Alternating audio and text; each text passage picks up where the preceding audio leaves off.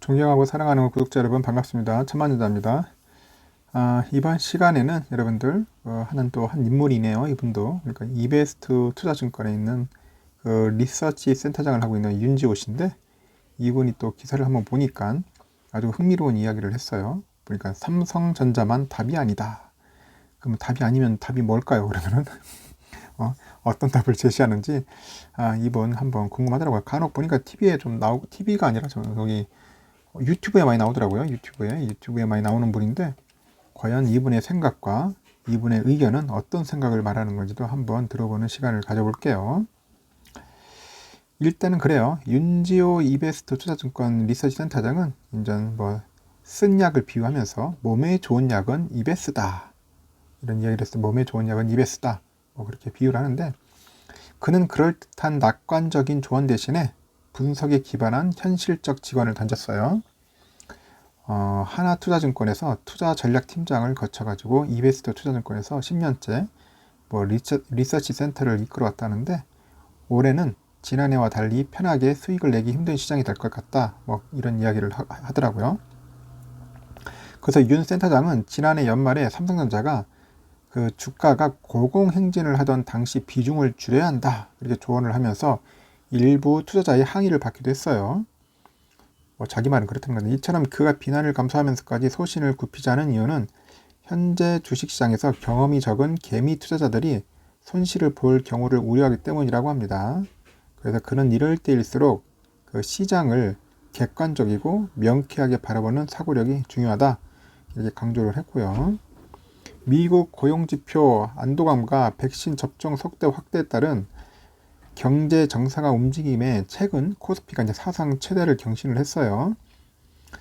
주식시장에는 리오프닝 기대감이 높아지고, 증권가에서는 경기 회복에 따른 지수 상승을 전망을 하는데, 최대 코스피 3,600을 전망하는 증권사까지 나오기도 했고요. 근데 윤 센터장은 경기 회복의 기대감도 크지만은 글로벌 긴축 시그널 본격화 등으로 해서 방향성을 잡기 어려운 시점이라고 재차 강조를 합니다. 그래서 지수가 순간적으로 이제 3,300까지는 이제 치고 나갈 수는 있겠지만은 대체적으로 박스권에서 이제 헤맬 거다, 이제 그런 견해를 갖고 있어요. 박스권. 또 그는 올해 어떨 것인지 누군가 물어보면은 변동성이 큰 시장으로 지난해와 달리는 편하게 이익을 낼 수 없다. 이익을 낼 수 없다고 합니다. 이익을 낼 수 없다. 그리고 이어서 지수 전체는 견고하지만은 자신이 보유한 종목은 오르지 않고 빠지는 경우가 많아서 투자자 체감 지수는 속 좋지 않을 것이다, 이렇게 얘기를 합니다. 또한 그 지수가 아니라 개별 포트폴리오 재정비에 집중하는 것이 좋다, 이렇게 조언도 하고 있고요. 일단 미국을 비롯해 가지고 이제 한국에서도 이제 예상보다 빠른 경기 회복세가 이제 숫자로 확인되고 있어요. 다만 윤 센터장은 하반기에 그 신흥국 국가의 집단 면역 시기에 따라서 시장의 분위기가 달라질 수 있다고 봤어요. 시장의 분위기 달라진다. 이제 한번 잘 보이겠죠. 이제 집단 면역. 그래서 신흥국에서 신종 코로나 바이러스 그 회복이 이제 마무리되지 않는 이상 리스크 요인은 항상 존재한다. 리스크는 항상 존재한다, 이렇게 보고 있고요. 그래서 윤 센터장은 전 세계적인 관점에서 보면은 집단 면역이 1년도 안 남았지만은 여기서 국가별 집단 면역이 도래하는 시기 차이가 문제가다. 도래하는 시기 차이가 문제다, 이렇게 지적을 하고 있고, 그는 미국은 한 7월이면 가능하다. 미국은 7월이면은 집단 면역이 가능할 것으로 보이고 있고요. 한국도 한 내년에 상반기 정도를 가능해 보인다, 이렇게 예상을 하고 있어요. 하지만 신흥국에서 집단 면역의 시기에 대한 전망은 내리기 어려워요. 내리기 어렵다, 그렇게 자기도 전망을 하고 있습니다. 하여튼 그는 주요 생산 거점인 신흥국에 코로나19 그 지속으로 공급망과 물류 차질이 빚어지면서 증시에 이제 악재로 작용할 것으로 본다. 악재. 그래서 전 세계 교역 및 제조업 경기 사이클에 적지 않은 영향을 미칠 수 있다는 분석인데, 윤 센터장은 집단 면역에 약한 그 신흥국이 막 흔들리면 이제 시장에 대한 부담이 될 것이다. 그래서 그것이 이제 시장의 변수가 될 수 있다, 그렇게 얘기를 하고 있어요. 일단은 주도주가 이제 뚜렷하지 않고 변동성 장세인 현재 시점에서 그러면 투자자들은 어떻게 하냐? 투자자들은 어떻게 투자를 해야 할까? 이분은 뭐라 했냐면은 삼성전자만이 답이 아니다. 삼성만이 답이 아니다. 그럼 뭐냐? 그리고 삼성전자는 동학개미로 불리는 개인 투자자들이 가장 많이 산 코스피 대장주다. 코스피 대장주. 1월 초에 96,000원까지 올라갔어요. 그래서 근데 10만 전자에 대한 그 기대감이 컸습니다. 10만 전자에 대한 기대감이 엄청 컸는데 정점에 달할 무렵에 그 이내에 결국 8만 원대 중반으로 가죠. 8만 원대 중반으로 딱 떨어져요. 그래서 현재 5개월째 이제 계속 횡보한다. 횡보 중이다. 그래서 윤 센터장은 삼성전자가 비싸니 해당 종목을 줄여가지고 다른 걸 사야 한다고 주장하면서 일부 투자자들의 비난을 받기도 했습니다. 결론 이번에 삼성은 비싸다. 비싸다. 그럼 결국 이거 매도해라. 매도하고 다른 거 사라. 다른 거 사라. 타 종목 사라. 이제 그런 거. 이런 걸 하다가 결국 욕을 엄청 먹었죠. 하지만 이후에 삼성전자의 주가는 내려가면서 그의 전망은 적중했다. 뭐 그렇게 하는데 과연 그 시기를 정확하게 모르겠습니다. 이 사람이 8만 전자 때 이해를 한 건지 뭐 9만 전자 얘기할지는 그건 나와 있지는 않고 그냥 뭐 비싸다 뭐 그런 얘기는 했던 것 같아요. 하여튼 이에 관련해서 삼성전자의 연초 PBR이 1.98 됐어요. PBR이 이제 1.98배 있는데 삼성전자의 PBR이 2배를 넘었던 것은 2002년 IT 버블 시기죠. IT 버블 시기하고 2013년 반도체 슈퍼사이클 시기 정도라네요. 2배가 넘을 때는. 근데 이때 삼성전자의 그 ROE는 20% 넘었답니다. ROE가 20% 넘었다. 근데 지금 ROE는 13%예요. 지금 ROE는 13%다. 지금 ROE는 13%. 그래서 일단 ROE가 더 올라가고 PBR이 결국 더 내려갔을 때 이제 적정 가격이다. 그렇게 보는 거죠. ROE가 좀 더 올라가야 하고 PBR이 더 내려간다. 그러니까 자기 자본 이익률이 더 올라가야죠. 그죠? 그러니까 그는 그 인플레이션과 금리 인상이 본격화할 경우에 성장주보다는 가치주 중심으로 포트폴리오를 조정할 것을 추천을 해요.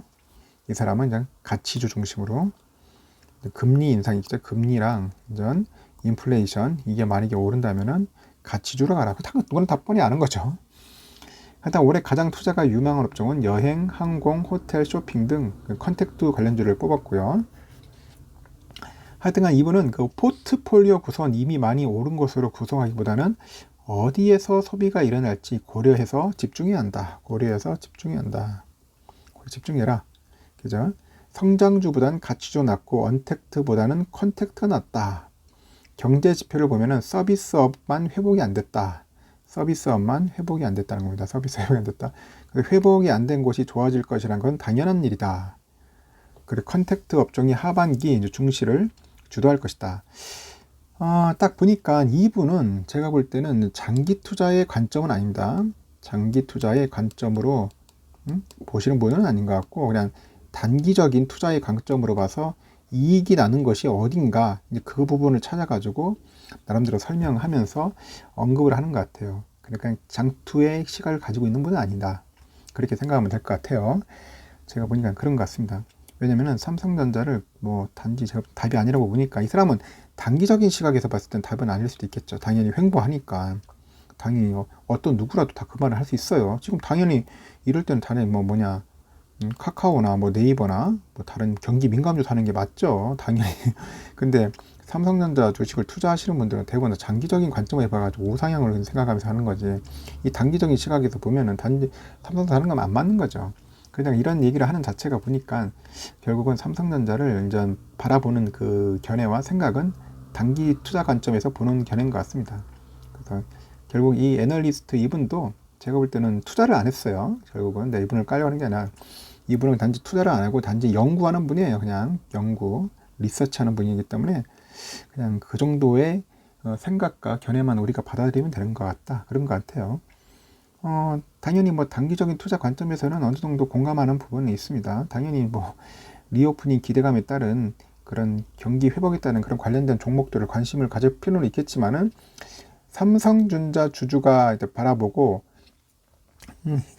이분의 이야기를 들어봤을 때는 이제 공감할 수 있는 부분은 별로 없는 것 같네요. 별로 없는 것 같고 저는 또 뭐 특별한 무슨 뭐 답이 있는 줄 알았더니 그런 것도 아니고 그냥 지금 봤을 땐 답이 없다. 뭐 그런 식으로 얘기를 한 거 보니까 짜잘질이 도움은 안 되는 것 같습니다.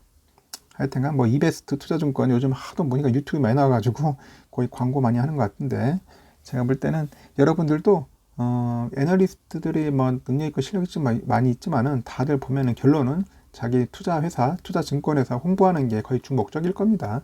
그래서 너무 애널들의 말을 믿을 필요는 없고, 내가 종목에 대해서 관심 있는 분야가 있으면 그 종목만 집중적으로 파는 사람들을 찾아가지고 그 관련된 영상과 자료와 뭐 책 이런 것들을 많이 보세요. 그러면 그게 더 도움이 됩니다.